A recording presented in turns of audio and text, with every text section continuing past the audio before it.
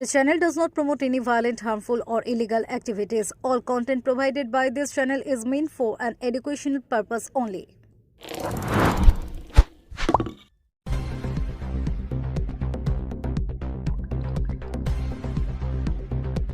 চুচুড়ার পিপুলপাতি এলাকায় পথ অবরোধ ও বিক্ষোভের ঘটনার পরের দিনই প্রাক্তন বিধায়ক অসিত মজুমদার সহ চুচুড়া পুরসভার chairman Soumitra Ghosh, vice chairman Partha Saha, councillor Ranjan Raha, Nirmal Chakraborty, Samir Sarkar, Kazi Imranul Haque সহ 10 জন তৃণমূল কর্মীকে গ্রেফতার করল চুচুড়া থানার পুলিশ। ঘটনাকে কেন্দ্র করে জেলায় রাজনৈতিক মহলে ব্যাপক চাঞ্চল্যের সৃষ্টি হয়েছে। পুলিশ সূত্রে জানা গিয়েছে, গতকাল অভিষেক বন্দ্যোপাধ্যায়কে হেনস্থার অভিযোগের প্রতিবাদে প্রাক্তন বিধায়ক অসিত মজুমদারের নেতৃত্বে তৃণমূল কর্মী সমর্থকেরা চুচুড়ার পিপুলপাতি এলাকায় রাস্তা অবরোধ করে বিক্ষোভ প্রদর্শন করেন। অভিযোগ, অবরোধের ফলে দীর্ঘক্ষণ যান চলাচল ব্যাহত হয় এবং সাধারণ মানুষকে সমস্যার মুখে পড়তে হয়। প্রশাসনের দাবি, পরিস্থিতি নিয়ন্ত্রণে আনতে পুলিশ ঘটনাস্থলে পৌঁছলে বিক্ষোভকারীদের একাংশ পুলিশের কাজে বাধা দেন। এমনকি কর্তব্যরত পুলিশ কর্মীদের ধাক্কাধাক্কি ও আইন শৃঙ্খলা রক্ষার কাজে বিঘ্ন ঘটানোর অভিযোগও উঠেছে। ঘটনার পর চুচুড়া থানার পুলিশ তদন্ত শুরু করে। চন্দননগর পুলিশ কমিশনারেটের সূত্রে জানা গিয়েছে, তদন্তের ভিত্তিতে প্রাক্তন বিধায়ক অসিত মজুমদার, চুচুড়া পুরসভার ভাইস চেয়ারম্যান পার্থ সাহা সহ কয়েকজনকে গ্রেফতার করা হয়েছে। ঘটনায় আরও কারো জড়িত থাকার বিষয়টিও খতিয়ে দেখা হচ্ছে বলে পুলিশ সূত্রে খবর। অন্যদিকে তৃণমূল কংগ্রেসের পক্ষ থেকে দাবি করা হয়েছে, তারা গণতান্ত্রিক পদ্ধতিতে প্রতিবাদ কর্মসূচি পালন করছিলেন। রাজনৈতিক উদ্দেশ্য প্রণোদিতভাবেই দলের নেতা কর্মীদের বিরুদ্ধে ব্যবস্থা নেওয়া হয়েছে বলে অভিযোগ তৃণমূল নেতৃত্বে। এই গ্রেফতারির ঘটনায় চুচুড়া শহর ও সংলগ্ন এলাকায় রাজনৈতিক উত্তেজনা ছড়ায়। তৃণমূল কর্মী সমর্থকদের একাংশের প্রতিবাদে সরব হয়েছেন। ধৃতদের আদালতে তোলা হবে বলে পুলিশ সূত্রে জানা গিয়েছে। পুরো ঘটনার সার্বিক তদন্ত অব্যাহত রয়েছে। Bureau report, Kolkata mirror. জয় বাংলা! গণতন্ত্রের হত্যা হত্যাকারী শুভেন্দু অধিকারী দূর হটো, দূর হটো, দূর হটো। আমাদের কাউকে কিচ্ছু বলা হয়নি, কেন নিয়ে আসা হয়েছে আমরা জানি না। শুধু এইটুকু জানি, কালকে অভিষেক বন্দ্যোপাধ্যায়ের অপর যখন আক্রমণ হয়েছিল, কোনো পুলিশ ছিল না, কোনো পুলিশ ছিল না। আমরা তাই শান্তিপূর্ণ আন্দোলন করছিলাম। তার জেরে আজকে নিয়ে এসছে, এক্স এমএলএ কে নিয়ে এসছে, চেয়ারম্যানকে নিয়ে এসছে, ভাইস চেয়ারম্যানকে নিয়ে এসছে। আমি নিজে একজন advocate, magistrate tribal offence, arrest memo, যা যা জিজ্ঞেস করেছি কিচ্ছু বলেনি। শুধুমাত্র বিজেপির দলদাস হয়ে কাজ করছে এরা। এখনো আমরা কেউ কিছু জানি না। কেন পুলিশ জানে, পুলিশ জানে। কালকের অবরোধের পরে শান্তিপূর্ণ মিছিল ছিল তো কেন অ্যারেস্ট করলো? এখনো জানি না। বাড়ি থেকে থানায় দেখা করতে বলা হয়েছিল, বাড়ি থেকে গাড়ি করে তুলে নিয়ে আসে। জানি আমাদেরকে এটা কি রাজনৈতিক প্রণোদিত ভাবে করা হলো?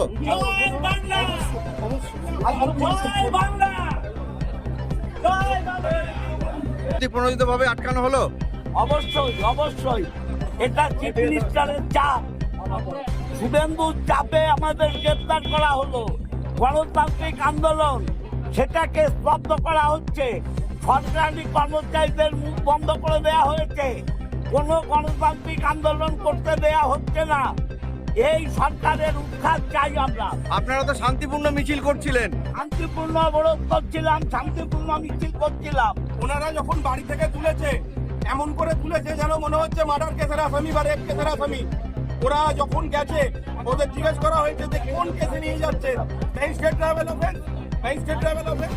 যদি অ্যারেস্ট করে থাকেন তাহলে অ্যারেস্ট মেমো আছে, অ্যারেস্ট মেমো সই করায়নি। সম্পূর্ণ অগণতান্ত্রিক পদ্ধতিতে এই তৃণমূল কংগ্রেসের কর্মীদেরকে আটকানো হলো। মোট কতজনকে আটক করা হলো? 10 জন। হবে এরপরে দাদা আন্দোলন কি তীব্রতর হবে? আন্দোলন কি তীব্রতর হবে? আন্দোলন চলবে চলবে আন্দোলন চলবে। যাচ্ছে না, যাবে না। দেশ বাঁচা।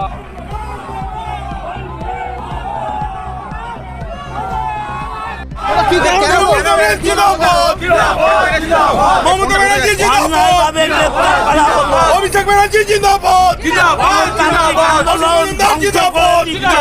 জিন্দাবাদ। কি কেসে কিসের জন্য অ্যারেস্ট করেছে জানতে পারলে? এখনো পর্যন্ত আমরা জানি না। আমাদের হাতে কোনো কাগজ নেই, আমরা কিছুই জানি না। গণতান্ত্রিক আন্দোলনকে গলা টিপে মারছে শুভেন্দু অধিকারী।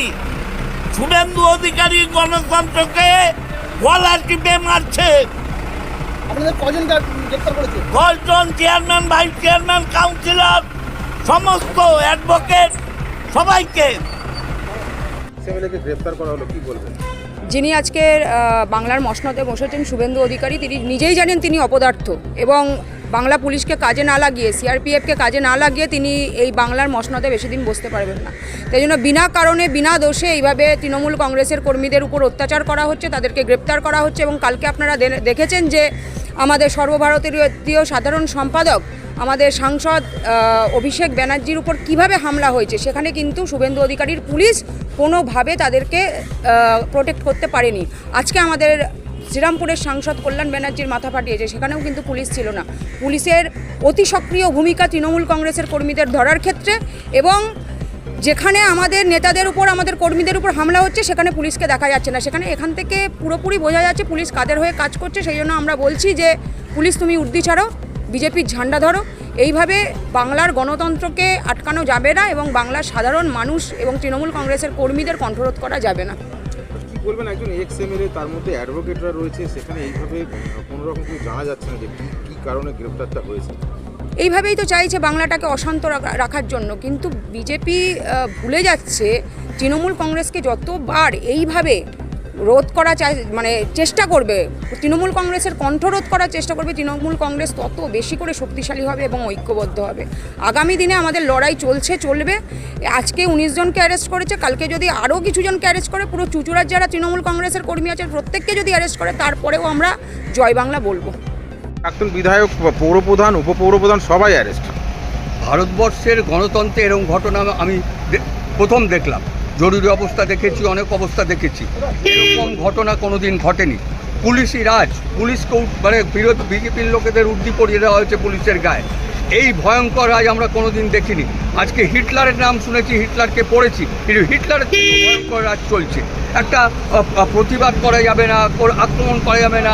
জিনিসপত্রের দাম, দুটো কচুরি মানুষ গরিব লোক খেতেন 10 টাকায়, আজকে একটা কচুরি 12 টাকা, 15 টাকা, 30 টাকা, 5বার করে তেলের দাম বাড়ছে। সরকারি ফতোয়া জারি করা হয়েছে, কেউ মুখে কথা বলতে পারবে না সরকারি কর্মচারীরা এবং আধা সরকারি কর্মচারীরা। এরকম ভয়ঙ্কর দিন আমরা কোনো দিন দেখিনি। বুলডোজার নিয়ে ক্যারাবেরারা, বিজেপির নেতারা বুলডোজার নিয়ে ঘুরছে। সঞ্জয় গান্ধী দিল্লির রাস্তা চওড়া করার জন্য জরুরি অবস্থা একবার বুলডোজার নিয়ে গেছিল, সারা ভারতবর্ষ উত্তাল হয়ে গেছিল বুলডোজারের বিরুদ্ধে। এখন বুলডোজারটা ছেলে খেলার বিষয় হয়ে গেছে। এই ভয়ঙ্কর অবস্থার অবসান হবে। মানুষ জাগ্রত, বাংলার মানুষ জাগ্রত, ভারতবর্ষের মানুষ জাগ্রত। আপনারা দেখেছেন পাঞ্জাবকে দখল করতে গেছিল, পাঞ্জাবের পৌর নির্বাচনে 4th পজিশনে চলে গেছে বিজেপি, অচিরেই শেষ হয়ে যাবে। মানুষ রায় দিয়েছে, যেমন মানুষ এই অত্যাচার, অনাচার এবং এই বর্বর আক্রমণ, এই হিটলারি আক্রমণ দেখে, গণতন্ত্রকে ধ্বংস করার প্রক্রিয়া দেখে মানুষ তার মনের পরিবর্তন ঘটে গেছে। এবং অন্নপূর্ণা ভাণ্ডার থেকে অন্যান্য বিষয়গুলো যে ভাঁওতা তৈরি করা হয়েছে এবং যেভাবে আমাদের এখানকার ধর্ম নিরপেক্ষতাকে ধ্বংস করা হচ্ছে, এর বিরুদ্ধেও মানুষ গর্জে উঠছে। কালকে শোনা বলবে বিষয়টা হলো, এই বিষয়টা নিয়ে তো আমি এখানে আপনারা বললেন, জানলাম, যদিও বা জানি না। কারণ আর যদি এরকম কিছু করে থাকেন তার জন্য হয়তো প্রশাসনের ব্যবস্থা নিচ্ছে।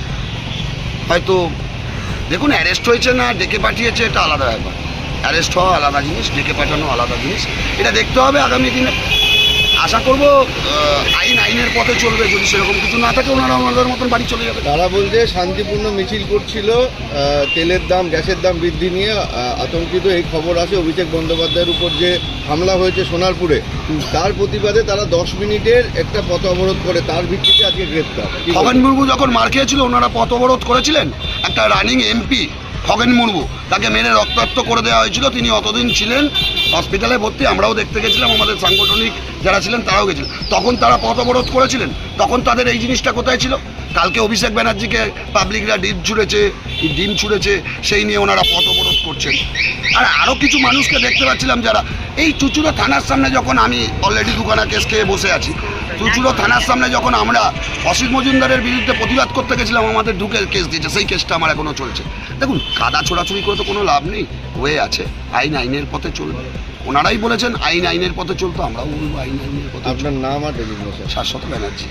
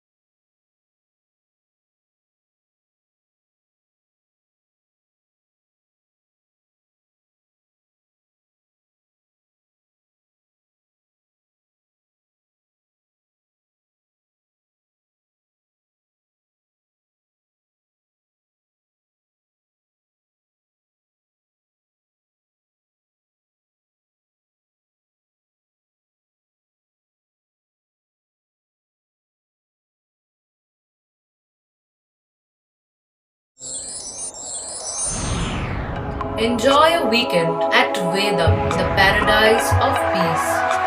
A home away from home.